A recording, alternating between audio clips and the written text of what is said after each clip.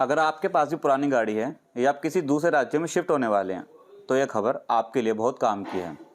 अब दूसरे राज्य में गाड़ी ट्रांसफ़र करना पहले से कहीं ज़्यादा आसान हो सकता है, क्योंकि केंद्र सरकार एनओसी यानी नो ऑब्जेक्शन सर्टिफिकेट की अनिवार्यता खत्म करने पर विचार कर रही है। इतना ही नहीं, 15 साल पुरानी गाड़ियों को लेकर भी एक बड़ा बदलाव हो सकता है।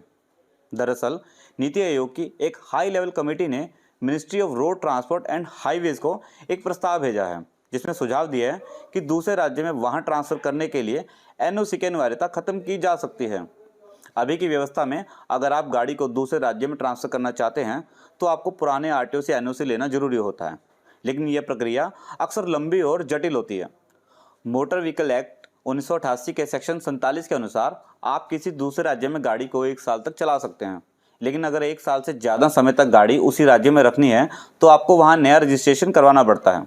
इसके लिए सभी दस्तावेज देने होते हैं, साथ ही टैक्स रसीद और पुराने आरटीओ से एनओसी। नई सिफारिश के अनुसार एनओसी की जगह auto generated digital clearance system शुरू किया जा सकता है। इसके लिए सरकार वाहन पोर्टल के सेंट्रलाइज्ड डेटाबेस का इस्तेमाल करेगी। इसका मतलब यह है कि आरटीओ खुद ही गाड़ी का रिकॉर्ड ऑनलाइन करेगी। टैक्स बकाया है या नहीं, कोई चालान पेंडिंग है या नहीं, गाड़ी पर कोई केस दर्ज है या नहीं, ये सारी जानकारी ऑटोमेटिक वेरीफाई हो जाएगी।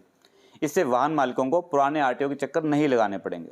इस कमेटी ने सिर्फ ट्रांसफर नियम ही नहीं बल्कि पुरानी गाड़ियों के नियमों में बदलाव का भी सुझाव दिया है। कमेटी का कहना है कि गाड़ियों को सड़क से हटाने का फैसला सिर्फ उम्र के आधार पर नहीं बल्कि फिटनेस के आधार पर होना चाहिए। दुनिया के कई देशों में यही सिस्टम लागू है। अगर गाड़ी फिटनेस टेस्ट पास कर लेती है तो वह 15 साल से ज़्यादा पुरानी होने के बावजूद सड़क पर चल सकती है। इस फैसले से सबसे ज़्यादा फायदा होगा कमर्शियल वाहन मालिकों को, ट्रांसपोर्ट कंपनियों को और सेकंड हैंड कार खरीदने बेचने वालों को, जो कि कई बार अच्छी हालत में होने के बावजूद गाड़ी सिर्फ उम्र की वजह से कबाड़ घोषित कर दी जाती है। अगर फिटनेस सिस्टम लागू होता है तो अच्छी और सुरक्षित गाड़ियां लंबे समय तक इस्तेमाल की जा सकेंगी। तो दोस्तों, अगर यह प्रस्ताव लागू होता है तो गाड़ी ट्रांसफ़र करना काफ़ी आसान हो जाएगा और लोगों को आरटीओ के चक्कर भी नहीं लगाने पड़ेंगे। इस खबर पर आपकी क्या राय है? क्या आपको लगता है कि 15 साल पुरानी गाड़ियों को फिटनेस के आधार पर चलने की अनुमति मिलनी चाहिए? अपनी राय हमें कमेंट में ज़रूर बताएं। वीडियो पसंद आया तो लाइक करें, शेयर करें और दैनिक ट्रिब्यून चैनल को सब्सक्राइब करना ना भूलें।